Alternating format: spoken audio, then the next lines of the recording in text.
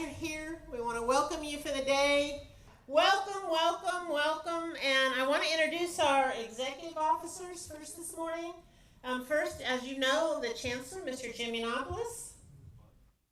Well, welcome back. For those of you that have been gone, for those of you that have enjoyed Fridays off, this Friday's our last Friday off, so enjoy it. We're back to work next Friday. A little bit about the state of the college, where we're at, and quickly I'll go through these. Now I'll get specific later, but we are about on a break-even transition with our enrollments right now. For a long time, for the last 2 or 3 years, that enrollment trend has gone down and down and down, typically and basically because of the military and the shutdown of what they're doing. We have about 14,000 soldiers from Fort Hood who are deployed right now. So when you take half of that post away, people quit coming to school, and that's what's happened. So, and it's not just happened here; it's around the world, and it's all of the military locations. Those were big enrollment sites, and we built this campus, and we built all the infrastructure here to support that worldwide mechanism. When we toned that down and we started cutting positions and we started eliminating positions and those kinds of things around the world, we didn't do that here. And so we got in an upside down position. And so now we're kind of doing that. So, one of the things that I'm trying to do is to look at positions that we have that are vacant and really have to justify why we want to fill those and have a really good reason and a good compelling reason to do that. Otherwise, all of us need to pick up and do a little bit extra, trying to get us through this iteration of where we're at. The state of Texas is in the process of cutting our taxes. They're trying to look at a different rollback rate, and so we've had meetings with our state representatives and our state legislatures, our state senators. I just had lunch yesterday with one, and so although they know that they need to leave that alone for us as community colleges, because unlike the 4 years, we have a tax base. The 4 years don't. Their tax base is the entire state, and so they're doled out their money by the legislature. We have somewhat similar to that, except that we can determine our own destiny with taxes. So we're looking at holding that. We're looking at going below the rollback rate this year. So that will help our posture, our financial posture going forward. So what we're trying to do here with the college is to get us back in shape here so that we will be self-sufficient. We won't have to rely on those big contracts we've had around the world because they're going away. Quite frankly, they're dwindling. They're a struggle right now, and I'll talk more about that. So the idea is we get this place in shape and we move forward. And then as we look at those opportunities, we add those on, and those become opportunities for all of us. But when they go away, those opportunities, the people and the things and the machines added here need to go away. So we can't let our infrastructure like we have over the past 30 years. Tuition. We have increased our tuition. So starting this fall, our tuition is $90 a semester credit hour here locally. There are some fees for certain programs like welding and automotive and flight training and so forth. There are some added fees. And for our service area, it's about $103, I think, for out of district. So we're holding there. We are still below. Our out of district tuition is a lot lower than some in-district tuitions for some of the community colleges. So we're doing pretty well on that. We're trying to keep it affordable. That's our main goal. Try to keep it down, because if we get to a point where we can't afford, students can't afford right under that, so they'll keep coming down. And if we need to, going forward, we'll look at future tuition increases, but I don't see that happening in the next year or so. Budgets. We're in our budget throes. Everybody can thank all of you for all of the hard work you've done with your budgets. Each one of you, I know that we continually have meetings every semester with every department chair. We scrub those budgets. We look at every expenditure. We compare it to last year and the year before and say, well, you had $5,000, but you only spent $500, so why do you need $6,000 this year? So we look at those kind of things and we talk about it and we try to work those down. we have, over the last 2 years, just thanks to all of you, we have saved $2.5 million in daily expenditures, yearly expenditures that we don't really need to do that. So that's tremendous, and that helps the bottom line, helps us to get where we're trying to go. We're going to present a balanced budget this year. We're going to balanced budget with a little bit of reserve, and that's a good thing.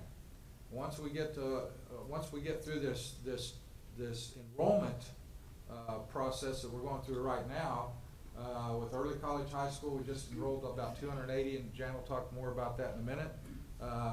But you know, that's 280 full-time students that we didn't have last year. So next year we're looking at another 300 plus that 280, another 300 plus. We're looking at possibly about 500 more students coming over for what they're calling their what we're calling middle college program, and we'll talk more about that later in the months as we go on. So we're looking at a lot of increases coming from the two public schools that will help our bottom line. The point is, we want to get back to a positive position with our budgets. We want to get back to being able to give one-step salary increases that we have not been able to enjoy over the last couple of years. But that's where we're headed, and quite frankly, we're right on the edge of that right now. So thanks to all of you for all the hard work you do. Salaries, I mentioned that. Infrastructure, signage, well, you saw the infrastructure. The other thing was the signage. I don't know if you've noticed out on the highway, the big concrete signs. We have done all of that in-house thanks to Michelle Carter and her team. We had a bid, I think a couple of years ago, of like $1.2 million to do the signage. And what I mean by that are putting signs in front of the buildings that identify the building, putting signage on the buildings so you don't have to drive up on the grass to see what the name of the building is, and putting something out on the highway to tell people who we are, because a lot of people didn't know. They drive by, what is that? So we've done all that for about $225,000. That's a long way from $2.5 million, so you can see.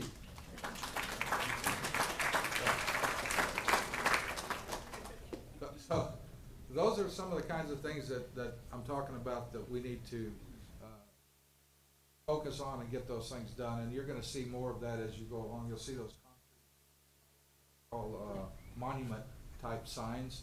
They're really pretty. Go up by that area. There's one up there.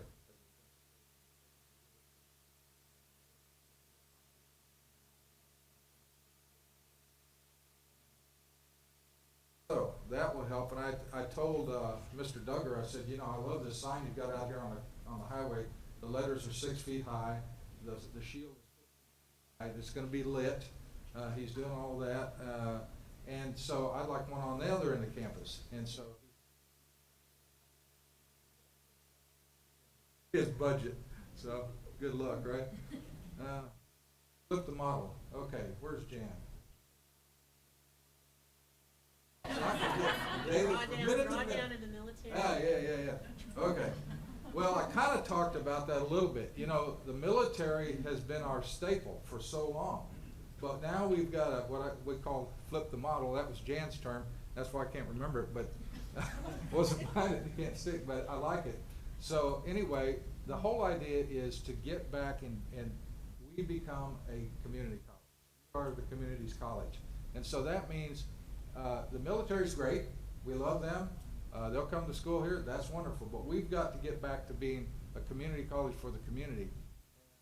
The military is part of our community. We need to look at more things that we can do locally and with our civilian population, dependent population, to be. And they're going to talk about Fort Hood in a minute. They're down. I'm going to tell you right now, the enrollments are down at Fort Hood about 32%. That's about a third, if you haven't figured that out. So, you know, if you got 100 people, you got 90 people, and you're down a third, you only need 60 people, right? I mean, that's a novice way of looking at it, but that's you know, that's the kind of situation we're in. And how long can you sustain that before you really have to start looking at some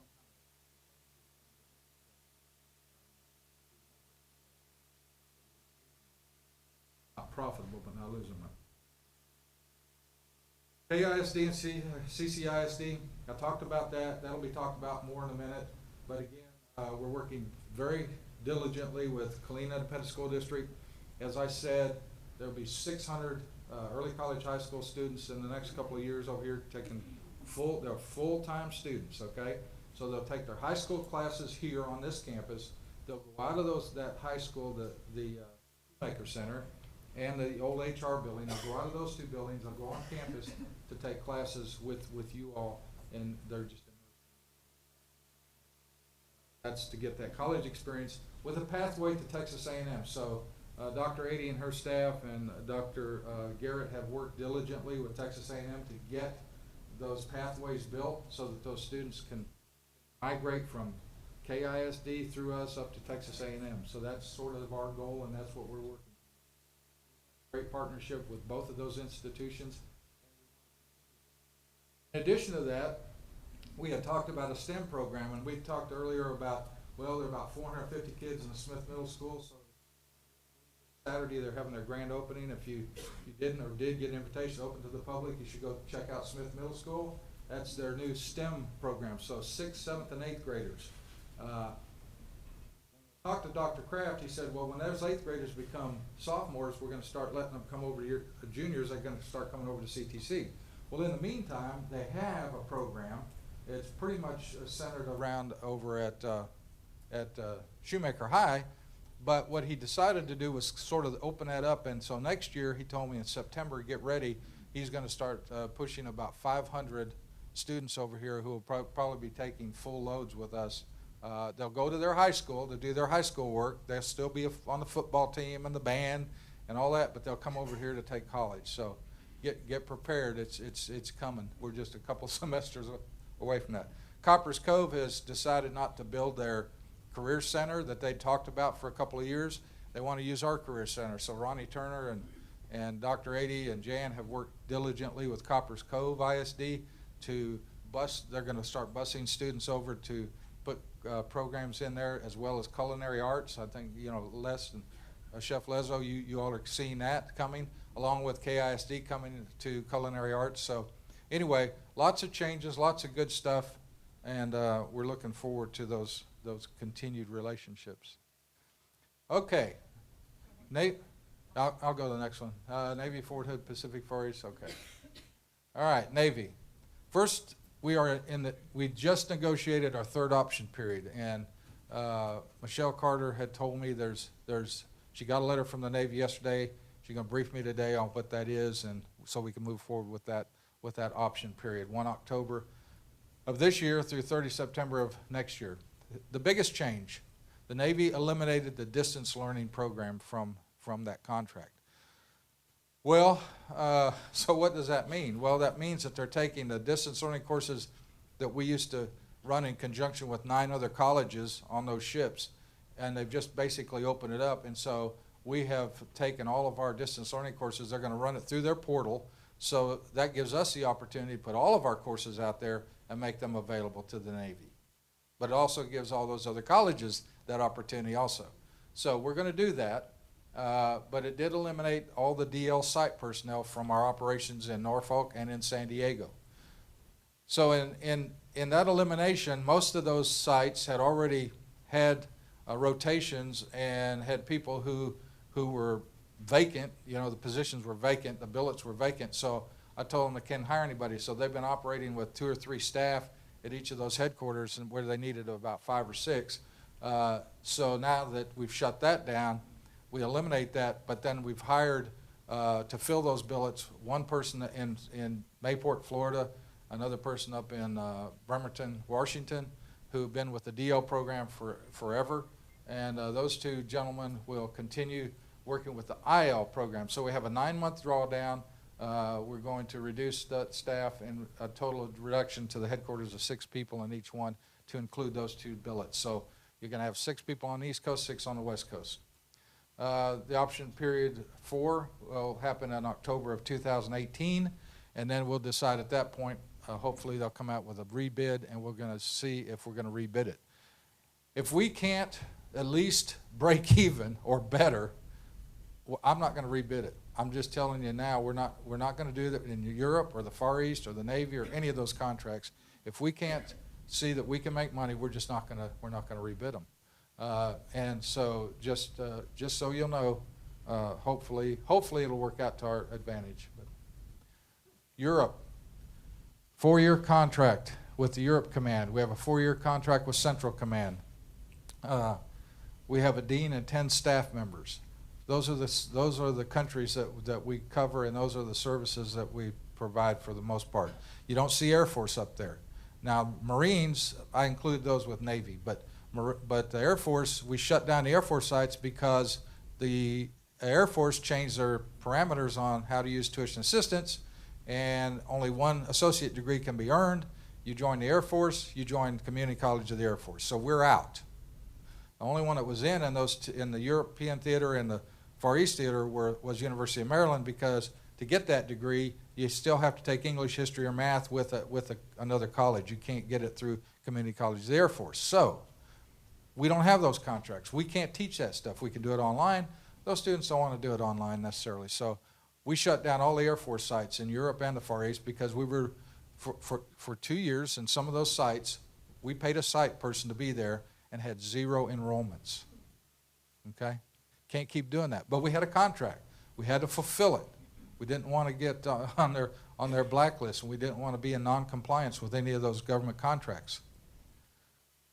So that's kind of where we are. And if it turns out that it's positive for us to rebid, we will. Now, we have some other programs in Europe that we didn't have in the other contracts, and that is we train military for some other kinds of things that aren't college related. So that helps our bottom line there. But they're going to run in a deficit again this year. So we're working on that, and Michelle is working with the CORs in that theater, and we're going to probably make a trip and talk to them and get serious with them. Pacific Far East, July 31st, 2017, we closed the Pacific Far East. So in case you didn't know, we're no longer there. Okay? She told me I got 3 minutes. We had 22 employees. When we closed it down, we had about 88 face-to-face students, and I'm talking about Japan, Korea, Okinawa, Guam, Diego Garcia, 88 students total. We had 278 distance learning students, so they'll probably continue to come online with us, and you all will see them. But we do not have a campus there anymore. We don't have any employees there anymore as of July 31st.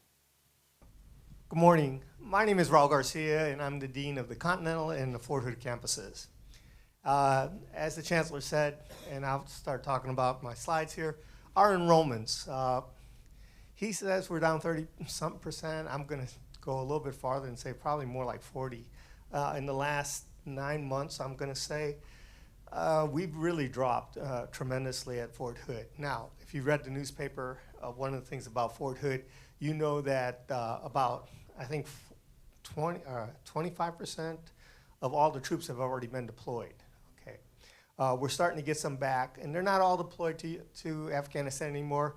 And we may see this, and this may be a constant impact on our enrollments. What they're doing now in Korea is that the first cav is in a rotation. They used to have permanent party in Korea, but now what they're doing is they're rotating the troops by units, and they're all coming out of Fort Hood, two brigades. So they'll be rotating out all the time and then coming back. So our enrollments are dropping, and this is an impact from our deployees. But also another thing now is we're also trying to figure out why our enrollments are down too, because, you know, a lot of our students are not just strictly military, they're civilians. And so we're looking at a number of things to do to see what we can do. The Chancellor said when he was talking about staffing, when you have like 30 people to staff the Fort Hood, we don't have 30 people. Let me assure you, we don't have 30 people to staff Fort Hood. We're really at about 15, and we've really cut our staffing at Fort Hood, and because we're losing contracts also. We have contracts on Fort Hood that we used to have. We used to have a contract for the library. We used to run the library for the Army. We used to teach NCO lead courses for the Army, and both of those contracts are gone. So with those contracts are gone, and we are constantly looking, and I'll say we, and really with Dr. Ady's guidance and help, we are constantly looking at our staffing and making sure that we're just have the right amount of staff. What we're trying to do is we're trying to increase our enrollments by rebranding the way we teach classes. One of the things we're going to do is we're going to try what we call block scheduling. I think that they've tried it on Central Campus and it wasn't so successful. But we're going to try it, and that's basically what we're going to try to do. Is that if a student comes to our campus on Mondays and Wednesdays, they should be able to take all their core classes, or at least four of the core classes on Monday, and the same class on Wednesday, so that they can take it twice a week. And then that would be like the English 1301s and History 1301, and that would be on Mondays and Wednesdays. And then what's going to happen on Tuesdays and Thursdays, we're also going to offer the second part of the core class, which would be 1302 and like History 1302. So they'll be able to take it all, like 8 classes of the core in 2 semesters. So we're hoping that that'll bring some students back and get their interest in coming back. We're also going to change some of our times that we offer classes. Well, the first thing too is, and I don't know, I'm going to assume, but maybe I made an assumption, but we only teach classes in 8-week sessions. We don't teach 16, so that's one of the things that we do on 422. Additional class times, we're going to start looking at changing our time, our starting times, and one of the times we're going to pick is at 6 o'clock at night, because our soldiers had a hard time getting to our classes at the earlier time that we had them scheduled. So we're going to try to move back a couple of our classes to 6 o'clock at night so the soldiers can make it from work to class on time.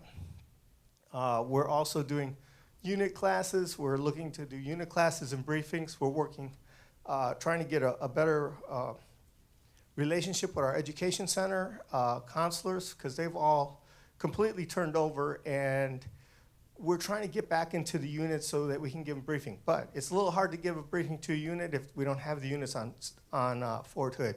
Some of the units are coming back, and so we expect that maybe we'll get in there and start offering unit classes. Okay, the Continental campus.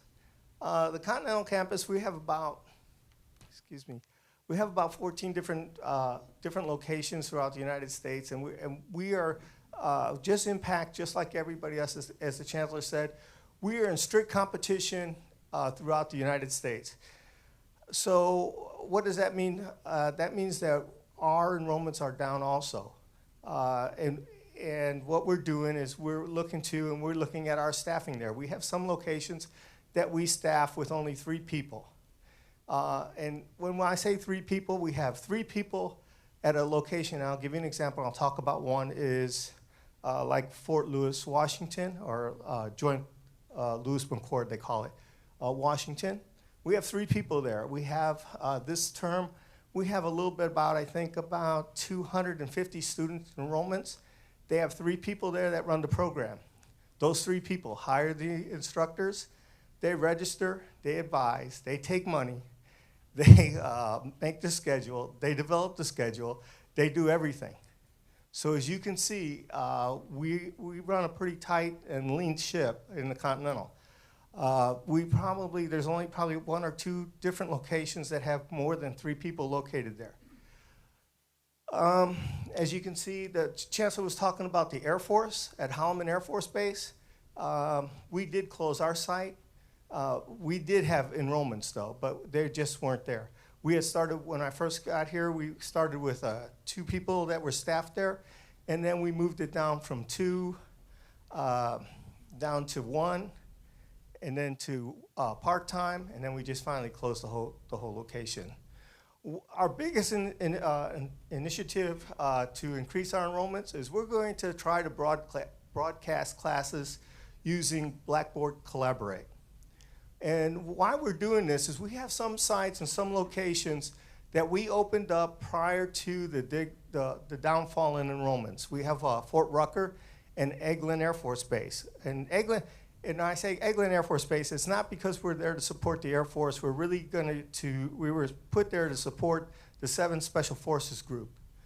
So when we opened those sites, enrollments were already underway on the downfall. So what we have to figure out is how do we get more enrollments in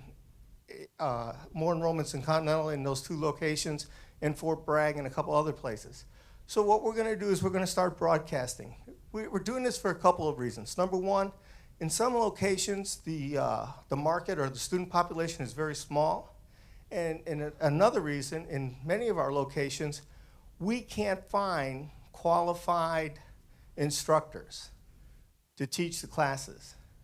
So if we can't find instructors, what we're thinking is that for an example, if at Fort Stewart, Georgia, we have a speech instructor, and Fort Campbell, let me take that back because we don't teach Campbell, but let's say at Fort Bragg we don't have a speech instructor, we'll be able to use our speech instructor at Fort Stewart to teach classes at Fort Bragg. So what we're doing is we're going to broadcasting using Blackboard Collaborate. We're hoping that this brings in our students and we'll be able to offer more classes and increase our enrollments. We do have, let me explain my next slide. My next point here is dual enrollment. You hear dual enrollment here on Central Campus, and you're tied with Clean Independent School District. Well, at some of our locations, we're the high schools and the schools located on post are not related to. I got 3 minutes. The schools on post are not related to independent school districts off post. So they're basically Department of Defense schools. So they don't have the same relationship as we do with Clean Independent School Districts. So those schools on those locations are strictly Department of Defense schools. So we've had Fort Knox and Fort Riley come to us and say, hey, we would like to have some dual enrollment classes with your college. And so we're looking to maybe start some programs with automotive and our IT program so that we can do dual enrollments, and that's one of the things that we're going to look at. The next thing is Army University. Army University is an initiative by the Army to see if they can partner with junior colleges and four-year colleges so that they can give more credits for service schools. And I'm going to leave it at that because that's a hornet's nest coming. So we're working on it. I don't know if we'll get involved and how much we're going to get involved with it, but we're looking at maybe join that program, but we'll see how that works. Welcome to the new school year. Dean Anderson and I will give you a little bit updates on what's going on in Central Campus and service area. First of all, with a heavy heart, I have to say we're closing down our online high school that has been here for many, many years. We will be closing it down at the end of this month, end of August. So what happened with online high school is really over the years it has been in the 6-digit deficit, and it has gotten a little bit better, but if you're still close to 400,000 in the hole, that's really in these times not acceptable anymore. So as you know, online high school did curriculum development, and we also taught online high school classes to students. So we have some students that are in the middle of classes, and we will give them an opportunity to finish out the classes. So we have a couple staff members staying on a little bit longer to support them. But there's a lot of free online curriculum out now. There are free online high school opportunities now, and it's very hard to compete with that. I think Dean Anderson will talk more about the influx of KISD and CCISD students that's coming, but it will change the landscape of our campus a little bit. We're excited about this because that's what we want, what brings in our tuition or our revenue. A big part of that is the tuition, so that's what we have been waiting for. Now, with that come other challenges as to how do we use our space now? We have to reshuffle a little bit of what we're doing. We can't exactly do business as normal because now it's becoming a space issue. And so I know you had various meetings on that, but all in all, it's a very, very good thing, and we're excited about that. We have various transition initiatives that, to the most part, Brian Sunshine works with. And transition initiatives in the sense that we have different trainings and industry partners approaching us to come and have some sort of partnership with us. And the question is always when we sit down with this partner, okay, explain to us how you see our role as the college and what your role will be. Because again, we're trying to understand what this partnership is. And in every relationship, it's a little bit different. For example, with Caliber Collision, they came to our campus and they just wanted to use space. Now they're seeking a little bit different relationship and maybe us participating in the training for the students to be automotive technicians. CB&I is a company that says, well, we want to contribute towards equipment for pipe fitting, but CTC, you would be responsible for providing the instruction. Yet CDL School, you've seen our trucks are gone by the CTC sign here on campus. They are still occupying our space on Fort Hood. We have classroom space there for them. So again, there are a lot of different initiatives going on. They're at various stages. Some turn out and really turn into something, and some do not. But the good part is we are in dialogue, and Fort Hood is always looking for programs that put students to work. That's sort of the idea for them. We have, let's see, a partnership with Texas A&M, CTC, Darnell. We had lots of conversations to talk about what do you need, Darnell, and how can we as universities and colleges support those initiatives. One of them is that Fort Hood said, well, maybe we want to move our simulation over to CTC, or maybe we would like for you to be a place that we talked about advanced trauma life support training, where we can conduct that. So a lot of dialogue is going on. Darnell has a new hospital commander, so I'm not saying we're starting all over again, but that's pretty much what we're doing, because we want to make sure that this new commander has the same vision. But bi-weekly meetings that we have to talk more about it.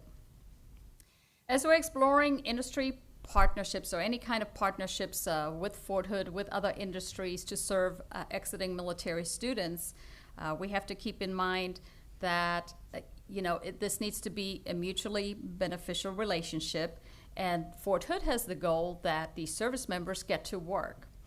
So why can't we do that with our programs? I mean, we already teach automotive, we already teach, computer programs, we already have all the programs to make students employable. The part really that sets these training providers apart that come to us that want to offer a 10-week program for $20,000 with no credentialing is those companies have connections with the industry. And this is where we fall short. So in one of the department chair meetings, I challenged the department chairs to say, we as a college, all of us, need to build relationships with the industry so that we can move forward and sell our programs that are cheaper, that are better, that have college rigor, that can lead to degrees, that lead to certifications, and did I say at a much lower cost, that we can sell those to Fort Hood as transition programs. But in order for that to happen, Fort Hood expects that there's an employer waiting at the end. So again, I need your input, and I need to challenge you to work on these relationships, and I need to know how we, as in the administration, the leadership, how we can support you with that. But I'd love to go to Fort Hood. They love CTC. So I would like to tell them, here are some programs we would like to sell you as transition programs for exiting service members. And I can tell you right now, they would be all over it. They would be excited for that. One of the programs that we have, you see the MSTC, that stands for Mystics. It's a medical simulation training center that exists on Fort Hood. Tammy Zamaripa took the initiative to talk to them and see what does it take for military with a medical background to potentially go at an accelerated pace through our EMT program. Well, she figured it out. There's a pretest students take, then they go ahead and really that cuts off a semester and they start our program. So we're very excited. We will have our first class, accelerated class for military starting in October. So we're absolutely thrilled that this will happen. I'm going to turn it over to Dean Anderson to talk about the new programs and big initiatives, and then I'll come back about service area. Okay, so we are talking about some of these things this afternoon, so I'm really going to just make a brief statement about each of these things. I don't want to steal Kirsten's thunder because she is going to talk more at length about the influx of ISD students and the impact that's going to have on space on the campus. That's a big initiative for us, trying to collaborate in consolidating space, and she will go more into that this afternoon. But that's a good problem. That is a really good problem.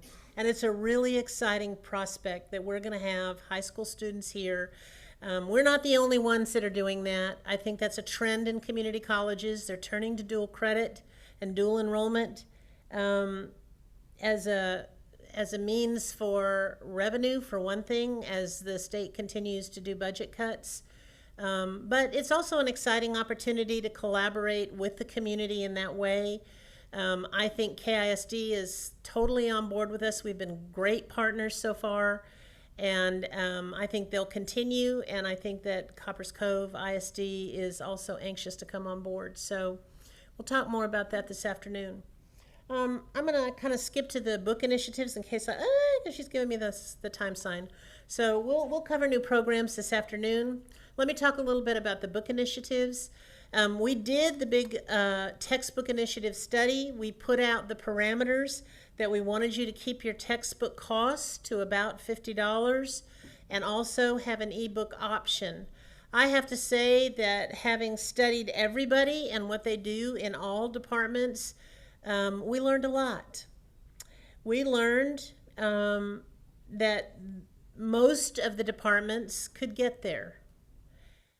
We had one department that negotiated almost every single book in the entire program down to around $50 with the publisher.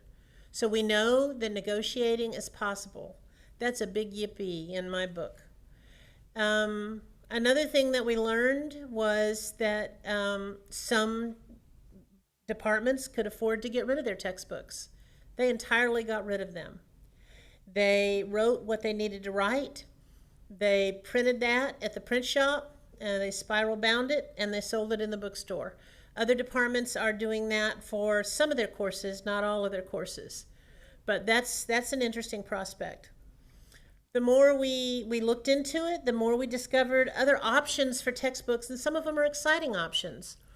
We discovered that a Kindle Fire sells for $49.99 on Amazon. With Prime, you can have it delivered in 24 hours. For $49.99 and downloading a textbook, an ebook, you can beat the price of $100. So if your textbook is over $100, that's a big consideration. Because right now, one of our biggest problems is at the sites and here, the complaints are about the cost of books. So you may be thinking, oh my goodness, well, this is a problem every college has. Everybody's trying to lower the cost of books, but everybody has to have textbooks. But let me tell you, there's new factors that are coming into play. I want to tell you about them today. We went to a Texas Pathways meeting, which is a statewide initiative. I think Dr. Garrett's going to talk a little bit about that. At that meeting, those schools that were involved in Achieving the Dream, which is a huge project with a lot of work, Lumina Foundation, Gates Foundation, they have had opportunities to apply for grants and to get funding to go create OERs. So what's going to happen is our competition, where a lot of schools are like us, they're trying to struggle to keep their costs down, but they're wondering how they're going to do it. They've been funded to start OER projects, and they have a schedule of kicking out OERs on their campus until they're going to go all OER. That's our competition. They're going to have free, and we're not. So that is something we need to seriously think about.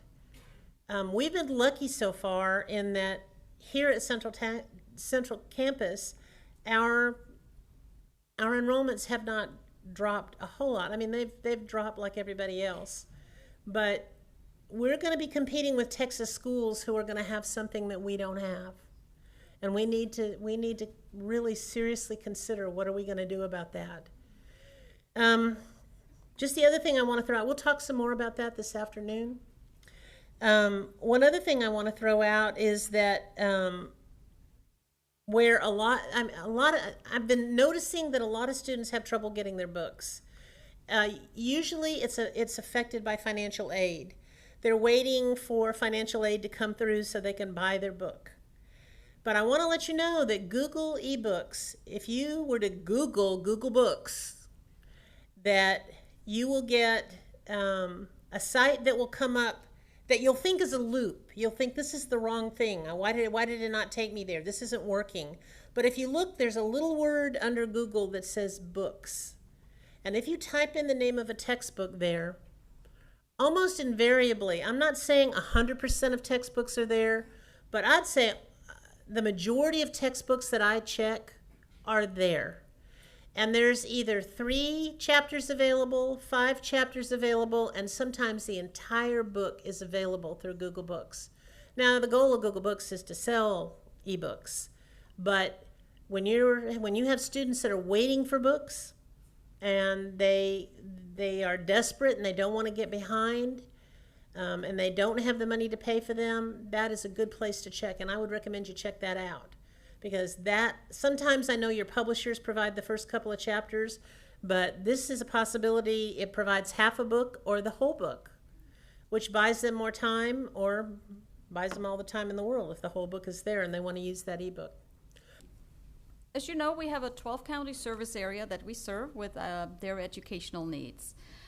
To do that better, we looked at the staffing in the service area, and we realized one person is an advisor, and one is a coordinator, and one is a director, and some sites have 2 or 3 people, others have 1. So we try to reorganize a little bit that every site will have at least 2 staff members. So at a minimum, they will have a director. So everybody has been classified to a director, and at a minimum, a clerk. So when this director is out doing business, going to the school, testing students, going to meetings, then this office is staffed and students get services. With the reorganization came a little bit changes in responsibilities too, meaning the directors are expected to explore relationships with the schools where we teach dual enrollment courses, relationships with the community too though, and that's really where the emphasis is. What type of education is needed in the community, maybe potentially some non-credit education that's required. How can we enlarge our footprint there? How can we meet all educational needs in Lampasas or Marble Falls or wherever we are? Almost said Burnett. We eliminated Burnett. There was another school that Burnett chose to provide the education at the high school with. So we did close our office down in Burnett. So students that are in Burnett, as you know, it's located along 281. So either our students now that want to take courses with us go either to Lampasas or they go to Marble Falls. And the last item you see on the slide is that the chancellor said, well, I went to a workshop and there were schools that talked about making adjustments in their tuition if you have a qualified high school teacher teaching the courses, as in we can offer a lower tuition towards those students for the classes that are taught by a high school instructor. So we are working on that. Really, this is in the early stages. Marble Falls and Lampasas are 2 of the sites where we talked with the superintendents and the principals, and they like that idea very much. So more to come on this. We will certainly keep you posted, but these are our early steps in this endeavor. And I'm going to turn this over to my colleague, Dr. Garrett. As you know, my area, I replaced Dana Watson, and my area encompasses everything that involves students, success of students, supporting the students while they're here. So that dovetails very well into what obviously you guys do on a daily basis.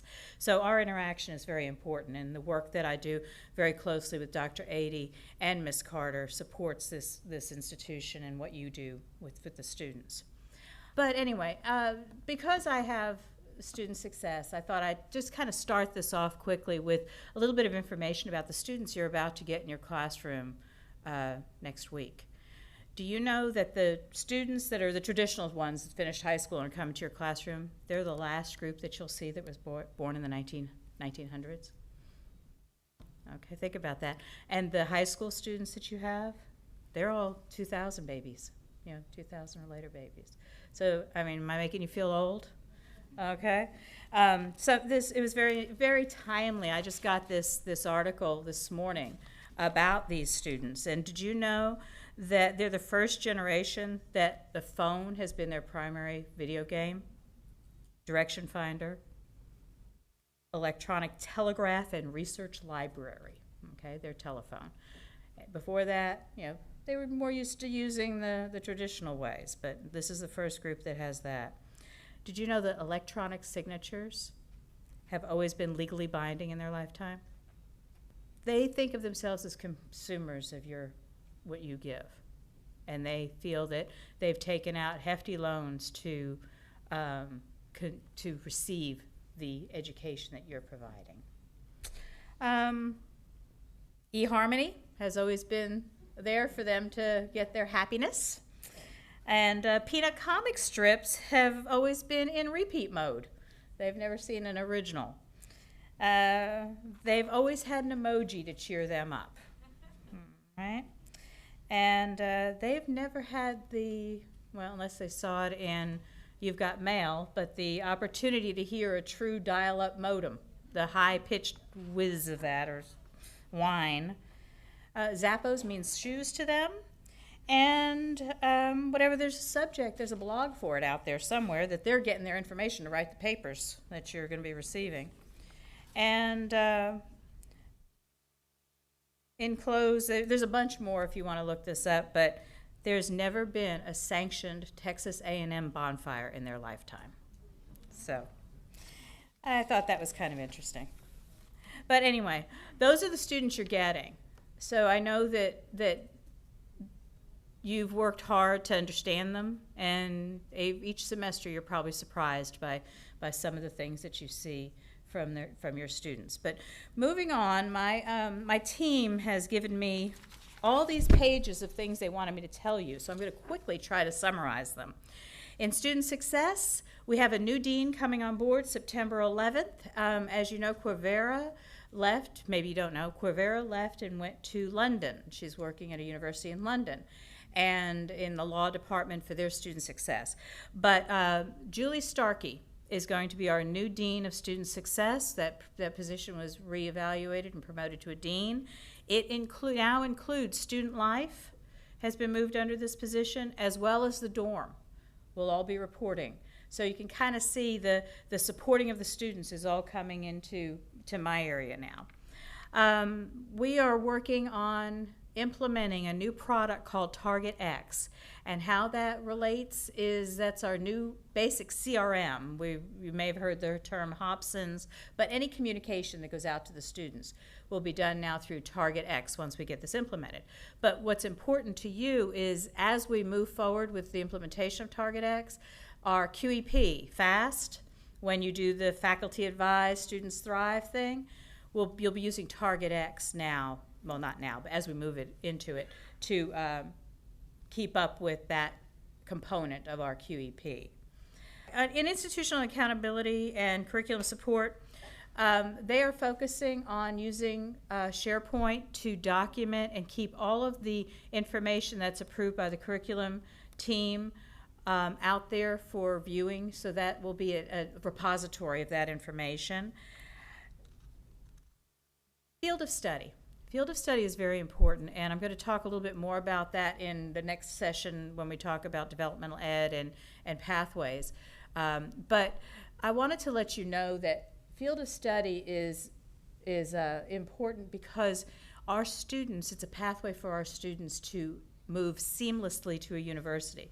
This institution has had people serve on the field of study committees, but our programs are not fully aligned with field of study. And that's something that we really need to look into and move forward with, not only for the benefit of our students, but guess what? There's legislative mandates around it now. Advanced Technical Credit, I'm going to need your help with ATC because I'm serving on the ATC committee, statewide committee, and I have some concerns about it. It is a way for classes that students take in high school to receive college credit. But according to SACS, we're responsible for the content of that and to ensure that it is at the same level of rigor. So I'm going to be asking for some of your help to work on a plan and a process to document that we have ensured that this credit is truly equal to college credit. All right, from Christy Shank in Disability Services, you'll be getting more information from Marcelli and Troy later, so I won't touch on that. Library, important things from the library. eBook Central, over 144,000 full textbooks with demand-driven acquisition. What that means is if you have a title to use in line with the textbook thing that Dean Anderson was talking about, we can have it, we can subscribe to it, and your students can have access to it online for free. Okay? So that's another opportunity for the textbooks. In September, the new library system will enable users to search not only print books, but databases, ebooks, streaming videos, and newspapers. Let's see, I'm going to skip a couple of these things. Plagiarism, remember that you can run tests through the library. You can have your students submit to reference request at ctc.edu. In addition to the virtual training that the library provides, they will be able to have somebody come to your classroom if you need them. All right, real quick from Student Services, from John L. Welsh. Be sure when you're advising students that they only take classes on their degree plan. That'll negatively affect their financial aid if they don't, and don't let them try to change their program in the middle of a semester, because then the other courses they took, they'll have to pay back financial aid. And you must, to get financial aid, they have to finish the class within the semester terms, which are, fall, spring, summer. And let's see, remember about your W grades. Once it's past official day, you can't drop students. And I guess, and she wanted me to tell you about Eva Hutchins. We merged the advisors and the Eagles on Call Center, all under Eva Hutchins. She's, or Eva, I guess that's how you really say it, Eva Hutchins. She is the Associate Dean now. And so she wanted to let you know that that's been merged all under her. And remind your students that they can use Eagles on Call.